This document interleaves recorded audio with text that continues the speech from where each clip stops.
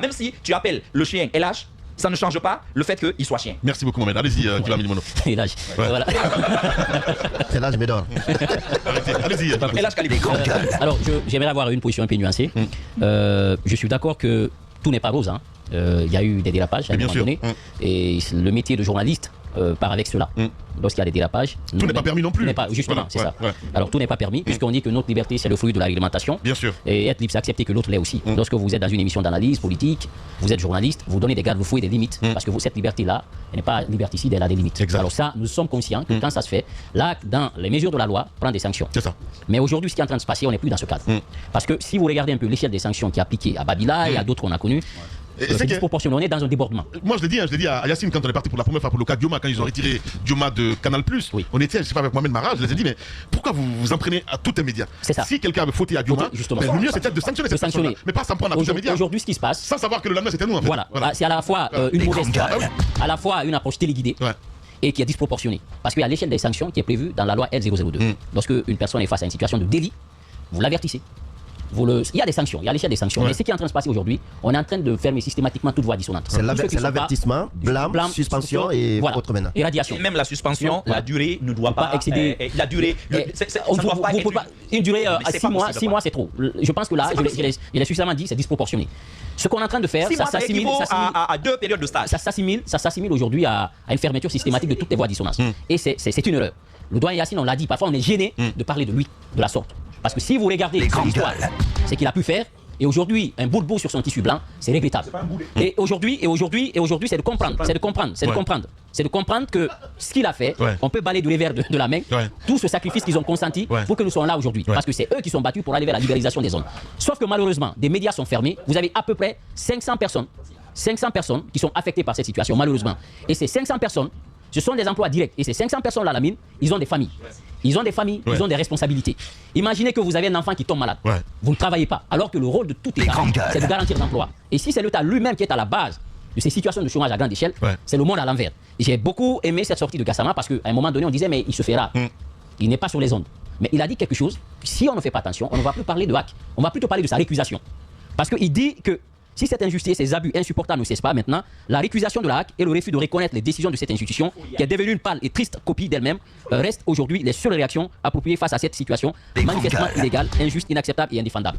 Et on va aller vers cela. Parce que ce qui est en train de se passer à un moment donné, il faut prendre son destin en main. On va dire maintenant, puisqu'on est en train de violer ouvertement les lois de la République, nous aussi à un moment donné, si on n'est pas conciliant, s'ils ne comprennent pas qu'il faut un dialogue entre les médias et l'institution, on va aller vers cette récusation. Et c'est ce qu'on ne souhaite pas. Comme on fait son lit, on se couche. On est en train de rattraper aujourd'hui par le rôle des députés sur Alpha Condé. Parce que cet acte-là, avant, le président de l'institution était choisi par ses pairs. Sauf qu'en 2020, on a fait un amendement, on a donné le pouvoir au président de la République lui-même de nommer par décret le président de l'institution. La main qui donne, c'est cette main qui dirige. Si le président de l'institution lui-même, il est nommé par le chef de l'État, il y a un sentiment de redevabilité vis-à-vis du président. Le président peut prendre son téléphone et dire au président de la République, je ne veux plus entendre cette radio. Et il va le faire parce qu'il est nommé par le chef de l'État. Malheureusement, dans l'ancienne loi, ils ont cru qu'on faisait du mal aux médias, mais sauf que ceux qui l'ont fait hier, ils sont aussi rattrapés aujourd'hui par la même situation. Parce que si un leader politique vient aujourd'hui sur une radio pour s'exprimer, s'il n'y a pas de radio, il n'y a pas de parti politique. Parce que n'oubliez pas que si on continue avec ça, même lors des campagnes politiques, ça veut dire que vous n'aurez pas les mêmes droits, les mêmes chances de prendre la parole au même titre que les autres. Donc c'est une affaire de tous. Les gens du mal arrivent parce que les gens du bien ne font rien. Si on ne se bouge pas, c'est l'injustice qui va toucher tout le monde. Mais l'un dans l'autre, je suis d'accord que lorsque les journalistes aussi il faut des sanctions. Mais ce sont les sanctions qui sont prévues par la loi. Et dans la charte, ils ont prévu de mettre en place. Tomber dans l'émotion. Aller au-delà. Ils ont prévu de créer cet organe d'autorégulation. C'est qu'il y a une super idée. Justement. Ça se fait. Justement. On l'a toujours dit. Le Guidem, par exemple. On l'a toujours dit. C'est une vieille idée, mais qui n'a pas fonctionné. Je pense que vivement il faut aller vers ça. Lorsqu'à l'interne un journaliste sort du cadre, il est de cette responsabilité quand même morale de le rappeler alors, de dire attention, voici les limites prévues par la loi, vous ne devez pas déborder. Et en même temps, il faut rappeler aussi aux hommes, parce que j'ai écouté un leader politique qui disait non, aujourd'hui la loi me couvre. Attention, la loi L002 ne s'applique pas seulement aux journalistes. Tout délit, tout citoyen, c'est tous les citoyens, tout délit qui est commis. C'est ce que les gens ne savent pas. Merci beaucoup. Tout citoyen. En réalité, c'est la loi relative à la liberté d'expression. C'est ça, en général. C'est même pas de la presse. Lorsqu'un citoyen vient sur espace et qu'il raconte des histoires, il commet un délit, il va être poursuivi sur la base de cette loi. Il faut que les gens comprennent ça. C'est pas que nous, journalistes, nous sommes tous concernés. Vous soyez politiciens, vous soyez journalistes ou cultivateurs, en tout cas tous les citoyens. Si c'est par voie de presse, le délit est commis, vous serez poursuivis au même titre que nous. Ça, c'est important. Il faut vivement faire une réponse de la loi sur la HAC aujourd'hui. Sur elle-même, il faut ça. 5 postes sur combien? Et puis ça aussi, il faut rappeler, c'est parce qu'on avait tapé du poing sur la table en 2020. Sinon, on voulait nous donner 3. 3. On voulait lui donner 3 à l'époque, qu'elles se sont battues. Et vivement qu'on accepte de donner un siège. Il faut une hack pour la hack. Et vivement qu'on ait un siège pour le syndicat. Comme la police des policiers. Justement. Et vivement qu'il y ait un siège pour le SPPG qui est dirigé aujourd'hui par cette à la limite, les poursuites individuelles sur le plan pénal peuvent être envisagées concernant la hack. Mais est-ce que finalement, en réfléchissant très bien, est-ce que finalement les institutions en Guinée, le problème ce sont les institutions ou ce sont les hommes qui composent les institutions? On va se mettre à créer des institutions et les hommes qui composent ces institutions vont continuer à avoir les mêmes pratiques? Moi, c'est la question que je me pose. Ce n'est pas une question de création d'institutions, de multitude d'institutions. Je pense qu'aujourd'hui, moi par exemple, je prends l'exemple bête de la réaction du Premier ministre. C'est plus qu'une déception. C'est plus qu'une déception. Je ne peux pas dire plus qu'une déception. Ça aurait pu venir de qui que ce soit, mais pas lui. Pas lui. Il a usé comment je vais dire, pas de la largesse. Il a usé de l'existence de cette liberté. Il a bénéficié de l'existence de ces médias. Il a été protégé par l'existence de ces journalistes. Sans eux, il ne serait pas là aujourd'hui. Hein. Sans eux, il ne serait pas là. Et donc, tu as quand même le courage de dire à ces gens qui t'ont défendu hier, qui t'ont permis de te hisser très haut, allez-y prendre des engagements déshonorants pour vous. Non, attends, Lamine, permets-moi. Ne renverse pas. Il n'y a pas de renversement, Lamine. Tout le monde Il n'y a pas de renversement. Je vais te dire une chose. Non, je dis une chose. Il a une mission. Non, mais écoute, écoute-moi, je vais te dire une chose. Je ne crois pas. Moi, je ne crois pas que même si c'était le président, il aurait demandé cela à ces journalistes, non?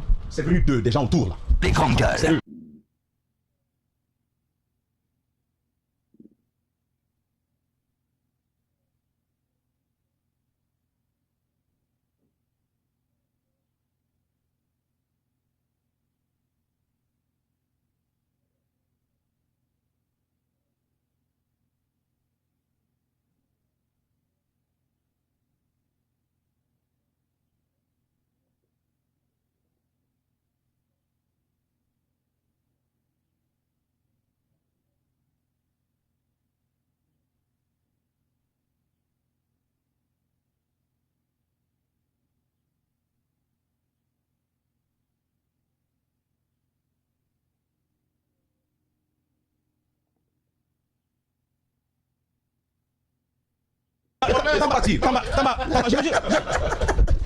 Non, tu vas pas. Madame Bloch, là-bas. Voici fini l'émission. Voici. Et donc, que la régie le suit là. Que la régie est en train de quitter le studio. Voici exactement. Amine Guirassy est en train de quitter le studio. Le travail que fait là. Les gars, montrez-le à la télé. Voici exactement ce que fait. Lamine est en train de quitter le studio. Regardez-le. Vas-y, le Ce que je voudrais dire. Il est en train de commenter le départ de Lamine. Alors, il est revenu. Alors, je vais terminer. Voici le comportement exactement de la hack. Alors, c'est pas ce qu'on attendait de toi. On le récuse, il s'en va. Allez-y. Tu n'as pas la parole, Mambara. Allez-y. Voilà. Je vais terminer en disant ceci. Oui. Je vais terminer en disant ceci. C'est bien que le chef de l'État soit le premier magistrat du pays et qu'on lui fasse porter les chapeaux de tout ce qu'il y a, de tous les mots qui arrivent, mais quand même, il nomme à des fonctions des gens qui sont censés réfléchir et trouver des solutions, des gens qui sont intellectuels. Je vais te dire une chose. Remonte dans ton bureau comme tu aimes le faire là, demain quand tu reviens. Enferme-toi, sors-nous toute la liturgie de M. Baouri. Ici, fais le condensé, écoute-le, sur les droits de l'homme, sur la démocratie, juge son attitude.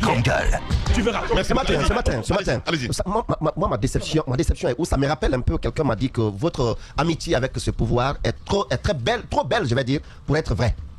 Est très belle, trop belle pour être vraie, et c'est ce qu'on est en train de vivre aujourd'hui. Voilà une partie de cette communication qui me déçoit. Quand on dit le président est très déçu de certains journalistes pour lesquels il fait beaucoup de choses.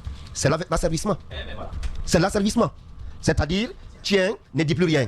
Non, il y a des gens, c'est que parmi ceux qui ont fait ce texte, il y en a effectivement qui bénéficient de l'argent pour pouvoir. C'est pas possible. C'est cela. C'est pas possible. Le président, il a dit. Il y a des gens qui sont entretenus par la présidence dans notre temps. Voilà, c'est que le président entretiendrait des gens avec l'objectif de l'éther. C'est ça la réalité. Et je crois qu'aujourd'hui, il y a lieu vraiment qu'on se regarde dans le miroir et que le président comprenne que les prises de position des journalistes, ce n'est pas contre lui. Les visiteurs de nuit, en fait, des journalistes. Des journalistes visiteurs de nuit. Et des jours parfois, mais que ce qui se dit dans la presse, ce n'est pas contre lui.